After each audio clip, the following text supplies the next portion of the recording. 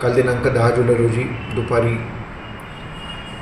एक पालक श्री जगन्नाथ हेंडगे हे आपल्या मुलीचे ॲडमिशन काढून घेण्याच्या प्रक्रियेसाठी हायटेक स्कूल या hi tech residential school Zirophata Erandeshwar या ठिकाणी गेले असता त्यांचा त्या ठिकाणी तेथील संस्था चालक होते त्यांच्याशी वाद झाला। त्या वादाचं पर्यवसन संस्था चालकांनी त्यांना मारहाण केली। त्यात ते बेशुद्ध पडले। त्यांना दवाखान्यात आणल्याबरोबर ते मृत्युमुखी पडल्याचे फिर्यादीवरून या ठिकाणी खुनाचा गुन्हा दाखल करण्यात आलेला आहे। प्रभाकर चव्हाण ज्यांची ही हायटेक रेसिडेन्शियल स्कूलचे ते चालक आहेत, संस्था चालक आहेत, ते आणि त्यांच्या पत्नीविरुद्ध गुन्हा दाखल करण्यात आलेला आहे आणि पुढील तपास उपविभागीय पोलीस अधिकारी म्हणजेच DYSP पूर्णा यांच्या नेतृत्वात विशेष पथकांचे गठन करून करण्यात येत आहे। सर, गुन्हा दाखल करण्यात आला, मात्र अटक झाली का आरोपींना?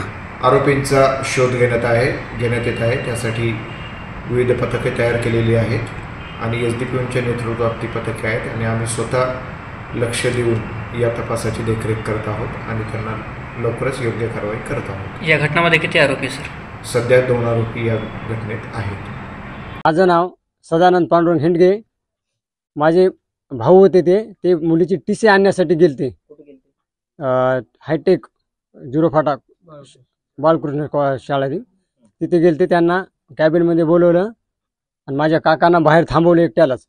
ते मध्ये गेले, मध्ये त्याला 5 मिनिटं काहीतरी मारहाण केली। सरचं नाव चव्हाण सरने, प्रभाकर चव्हाण सरने केली। ते ओरडत बाहेर आले। बाहेर आल्याच्या नंतर बी त्यांना मारहाण केली आणि त्यांचा जागेत जीव गेला। आमचं म्हणणं एवढंच आहे की शासनाला त्यांची शाळा बंद करावी आणि त्यांना फाशी शिक्षा व्हावी। TC मागायला गेल्यानंतर हे केलं, त्यानं मारहाण केली ना, लगेच त्याला मारून टाकलं तिथं। कुठं मारलं? शाळेत? शाळेमध्येच मारलं, मधल्या ह्याच्यामध्ये कॅबिन मध्ये। आमची मागणी आहे त्याची शाळा बंद पडायची, लगेच दुसरे मुलं जाऊ नाही त्या शाळेत, फाशीची शिक्षा द्यायला हो मारणार।